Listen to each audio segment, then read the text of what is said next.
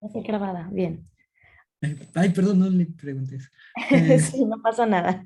ok, gracias. Pues, buenas tardes. Nosotros somos estudiantes de psicología del tercer semestre en la Universidad Marista de Querétaro y hoy vamos a tener el gusto de entrevistarlo a usted. Y para empezar esta entrevista, nos gustaría saber, primero y antes que nada, ¿cómo decidió usted estudiar psicología? Ujú. ¿Cómo decidí estudiar psicología? Bueno, pues primero saludos al equipo. Hola, ¿qué tal?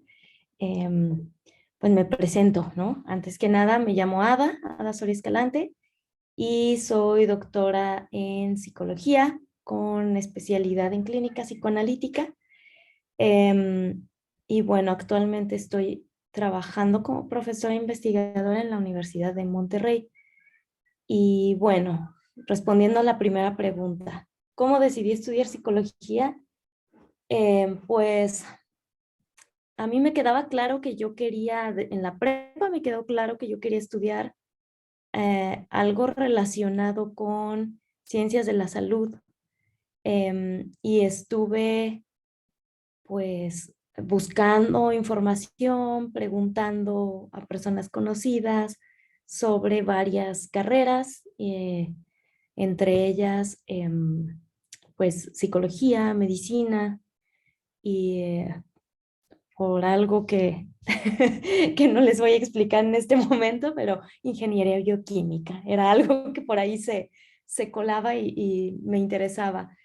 Em, y bueno, ya en estas investigaciones que estuve haciendo, pues tuve muy buenas referencias de la Escuela de Psicología de la Universidad Michoacana, que iba casi arrancando, y al parecer pues estaba teniendo como mucho éxito, el inicio de esa escuela, que después fue facultad.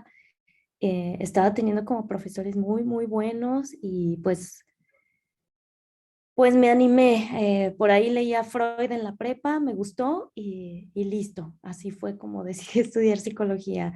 Tampoco es como la gran revelación desde la infancia, no, no es así, fue desde la prepa. Ok, ok. Y bueno, siguiendo este hilo, ya después que usted había salido de la carrera, ¿cómo fue como ya su experiencia? Bueno, tanto dentro de la carrera como fuera de ella, que le contribuyó o que le ayudó para que se fuera formando poco a poco como psicóloga. Ajá.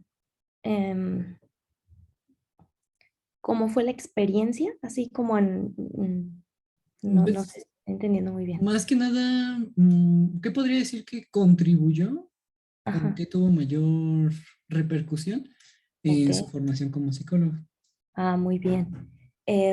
Bueno, pues la carrera, lo que es la licenciatura, yo pues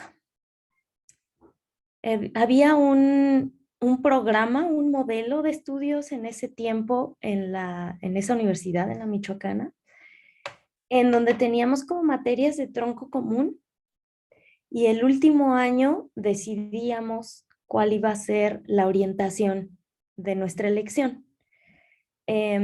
Entonces, durante los primeros años, que fueron las de tronco común, pues yo más bien me fui perfilando hacia el psicoanálisis o la psicología social, que también me interesaba mucho. Tengo que admitir en gran parte por los profesores y las profesoras que tuve. O sea, creo que eso también determina, ¿no? Bastante el interés que vas a adquirir sobre ciertas áreas de la psicología. Entonces, esas dos para mí fueron las que más me gustaron, las que más me llamaron. Pero bueno, finalmente sobresalió psicoanálisis, y el último año, que fue cuando ya decidí entrar al módulo de psicoanálisis, una experiencia que para mí fue lo que más contribuyó definitivamente para mi formación futura, bueno, presente en ese momento y futura, fue que el director de la facultad era un psicoanalista pues muy reconocido, muy, muy bueno y también era investigador. Entonces yo me le pegué y me volví como una especie de asistente no oficial para él. Le ayudaba en sus investigaciones, a arreglar sus artículos, pues lo apoyaba en todo lo que necesitara, ¿no? Y poco a poco él me fue incluyendo a sus proyectos. Cuando no podía dar clase, me mandaba a mí. Fui como suplente de sus clases cuando todavía ni siquiera terminaba la carrera. Y pues él fue también mi asesor de tesis. Realmente el acercamiento con él, que yo considero fue mi primer jefe, aunque no había algún pago económico de por medio, sí había un pago de otro tipo.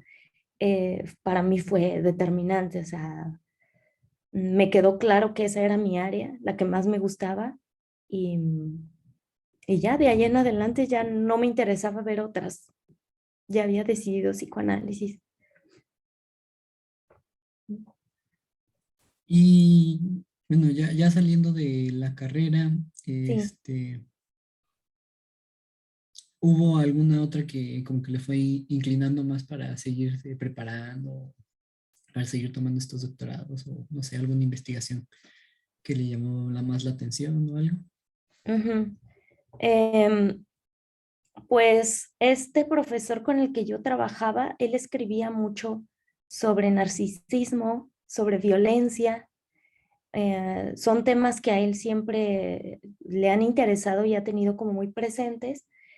Y la relación del psicoanálisis con las leyendas, los cuentos, la literatura, el arte. Entonces, pues sobre eso yo leí mucho cuando terminé la carrera y me decidí inmediatamente por entrar a la maestría. Em, de hecho, la maestría la hice ahí, en Querétaro, en la Autónoma. Em, sí, fue una decisión, pues la transferencia importa, ¿no? O sea, este profesor del cual les hablo, pues fue de las primeras generaciones de egresados de esa maestría. Entonces yo dije, si voy a salir como él, yo voy y me meto a la misma, ¿verdad? Estarán de acuerdo. Entonces eso fue lo que hice.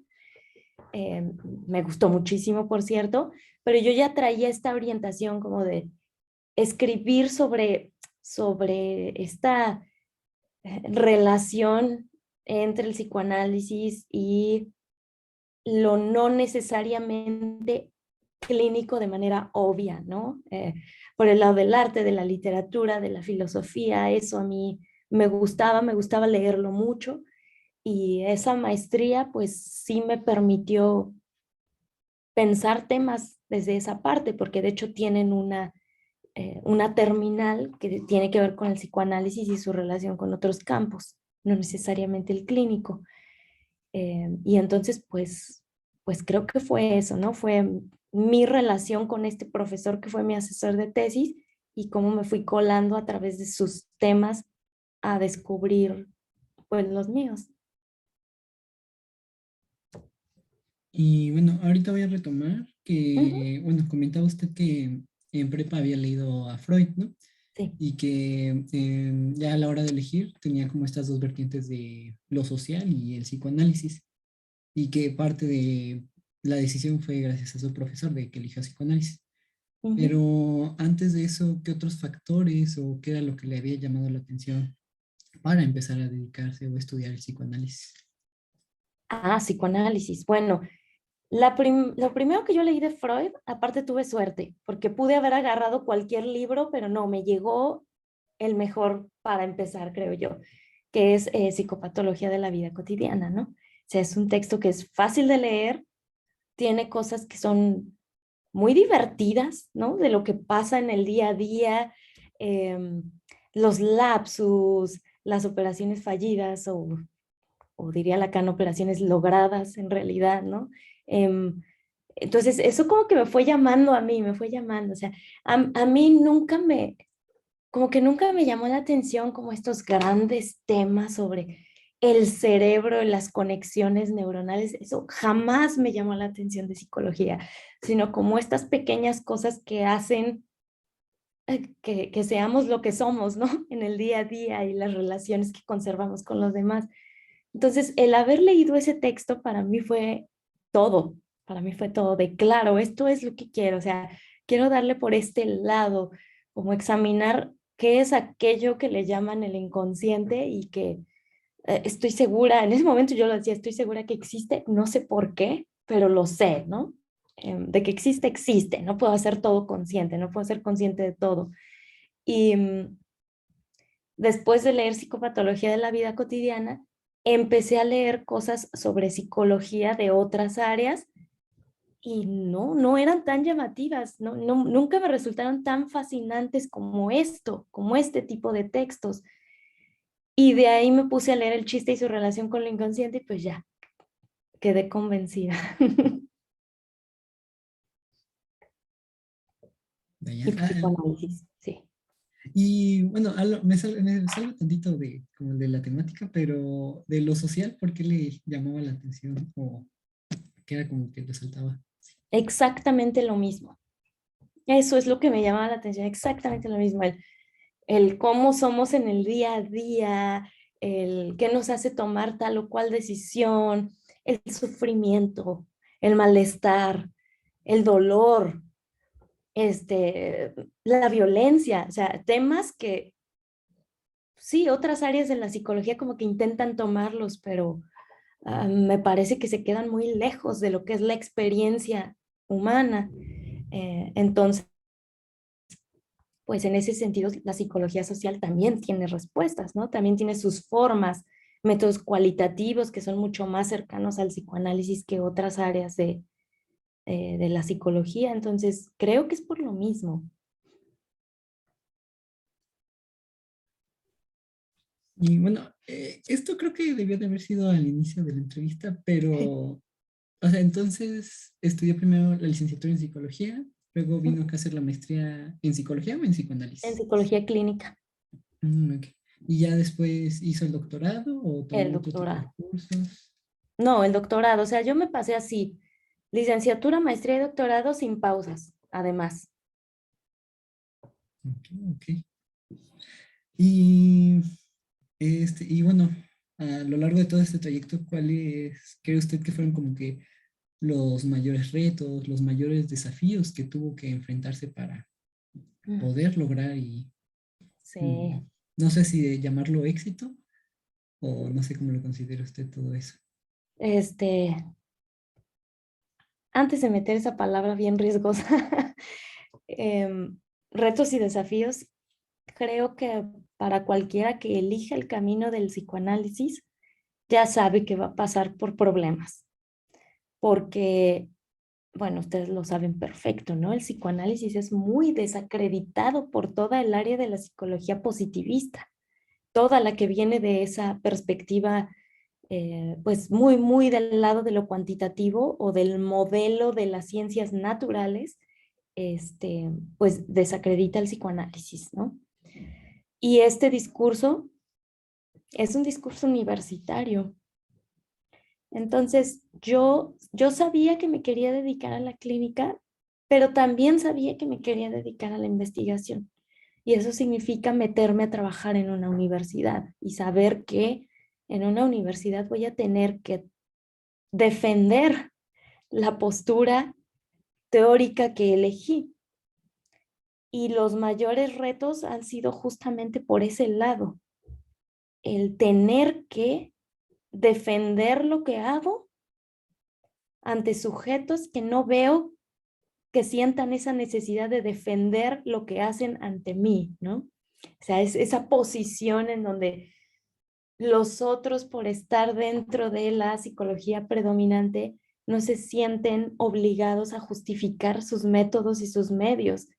Em, y a quienes salimos de esa perspectiva, pues sí, sí, ha sido complicado, cada vez menos, porque cada vez me importa menos hacerlo, pero esto también va de la mano de que pues a la medida en la que me voy como consolidando más, prefiero esa palabra, no éxito, en la medida que me voy consolidando más, mm, no tengo por qué estarme defendiendo tanto, pero cuando iba empezando, sí, o sea, todo el tiempo eran choques constantes, constantes, con profesores, sobre todo profesores mayores de edad que yo, con compañeros, em, con otras áreas de ciencias de la salud, porque luego psicología la colocan en ciencias de la salud, nunca saben dónde ponerla y se vuelve algo también complicado.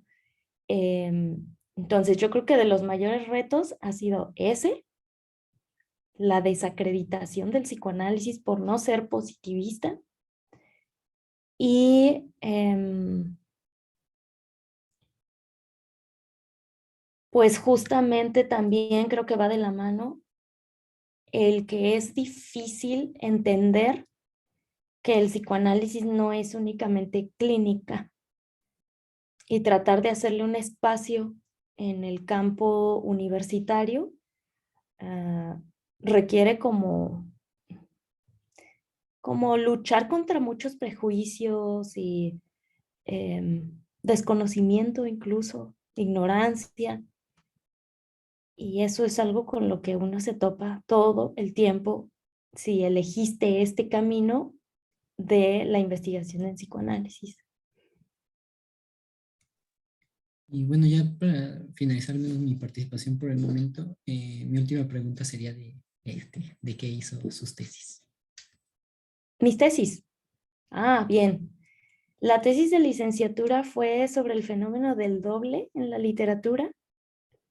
Entonces, tomé como varios ejemplos de novelas en donde hay el personaje que tiene un doble, ¿no? Y es este doble persecutorio que te elimina, que en la medida en la que hay uno igual que tú, pues no pueden coexistir, que era un poco para dar cuenta de la teoría lacaniana sobre la psicosis, ¿no? Que se fundamentaría en la idea de que lo que es excluido de lo simbólico reaparece en lo real. Entonces, esa fue como la tesis de la licenciatura.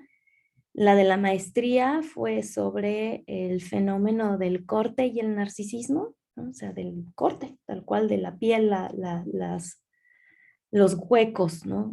Que sujetos pueden practicar sobre sí mismos y la relación con el narcisismo, la violencia narcisista. Y mi tesis de doctorado fue sobre las barreras imaginarias al duelo y puse como varias viñetas de lo que yo considero son características de lo imaginario que impiden que un duelo pueda llevarse a cabo. Y pues esas fueron mis 3 tesis. Hola, buenas tardes. Yo soy Paola, mucho gusto. Bueno, ya nos platicó bastante de su recorrido a lo largo de sus estudios y ahora yo quiero preguntarle respecto a su experiencia laboral, qué campos, en qué instituciones ha trabajado o ha estado. Sí, bueno,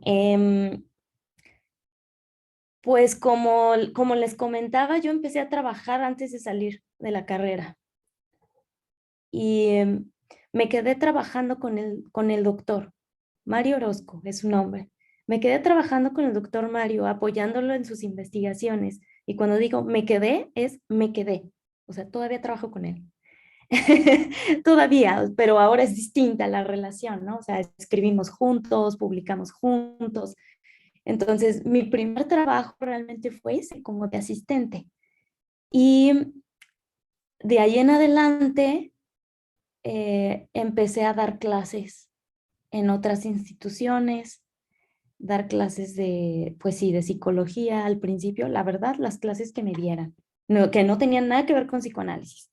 O sea, poco a poquito fue que pude ir entrando. Y luego, eso fue como en 2 instituciones distintas, y luego logré regresar a la Universidad Michoacana, pero ya ahora sí en calidad de maestra. Y ahí estuve algunos años hasta que finalicé el doctorado.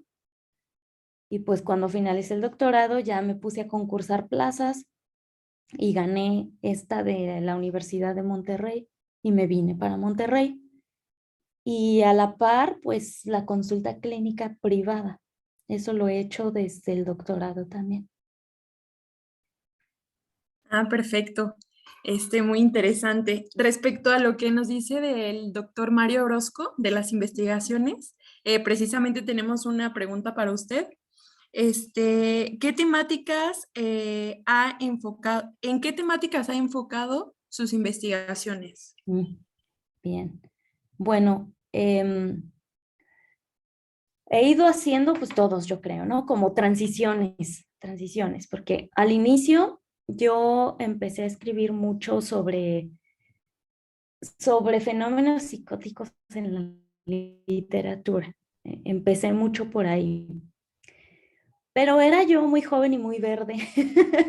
Entonces, no sabía que no quería trabajar con psicosis en el marco clínico. O sea, yo solo me sentía fascinada por lo que es el fenómeno psicótico, pero ya cuando trabajas con psicóticos te percatas que esto a lo mejor no es como me lo pintaron, ¿no?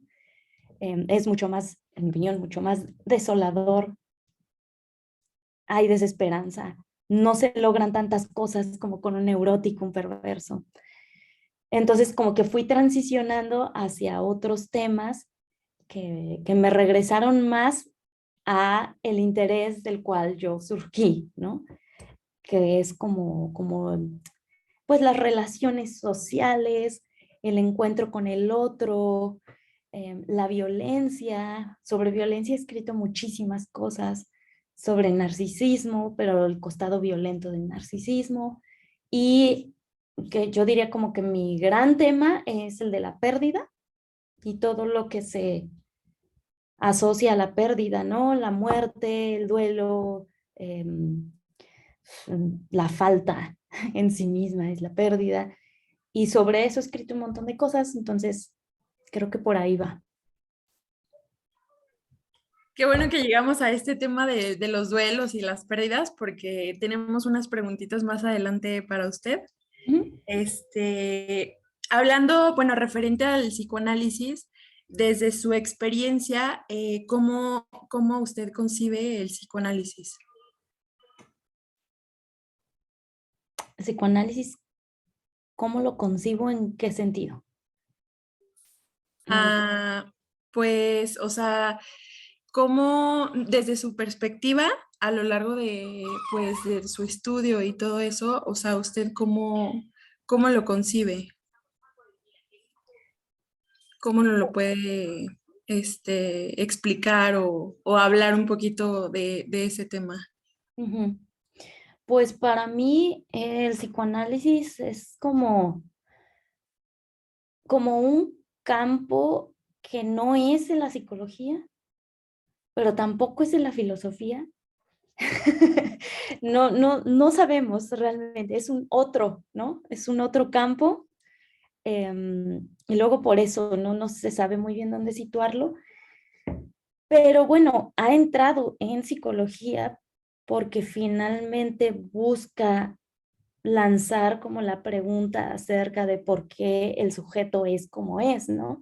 Cómo se construye un sujeto y en consecuencia las relaciones entre los sujetos.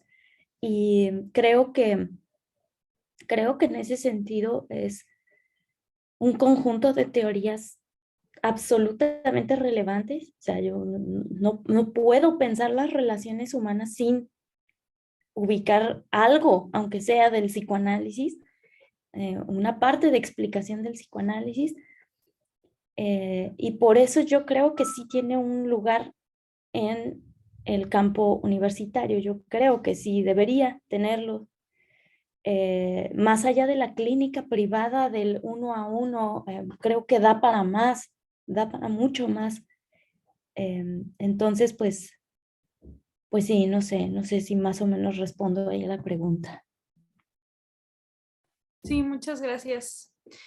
Buenas tardes, mi nombre es Andrea Romero y también a lo largo del curso, nuestro profesor Fabio llegó a comentarnos justamente lo que acabas de mencionar anteriormente acerca de tu experiencia en situación de duelo desde la experiencia clínica y queríamos saber desde qué momento se considera un duelo como patológico.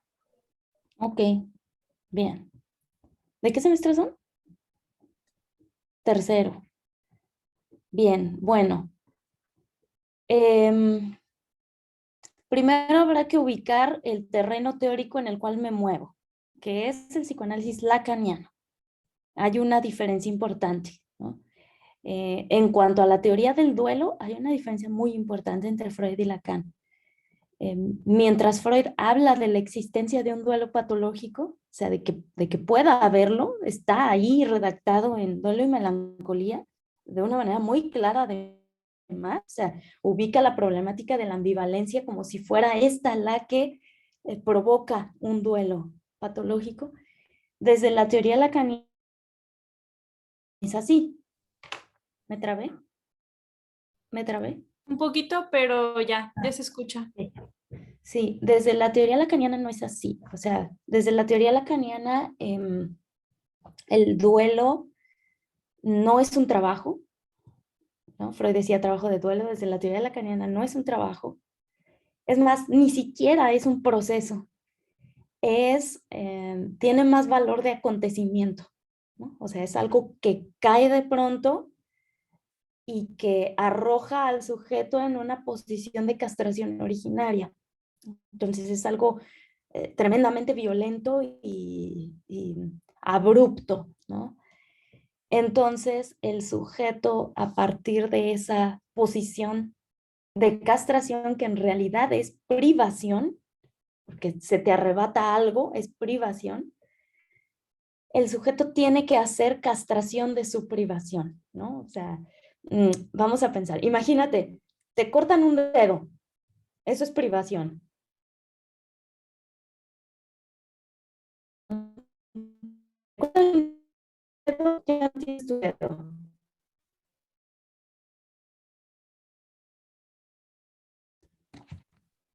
Se Sí, trabó, ya. nos quedamos en lo del dedito. Sí, sí, sí, sí. Es que estoy aquí en la oficina y no es tan buen internet.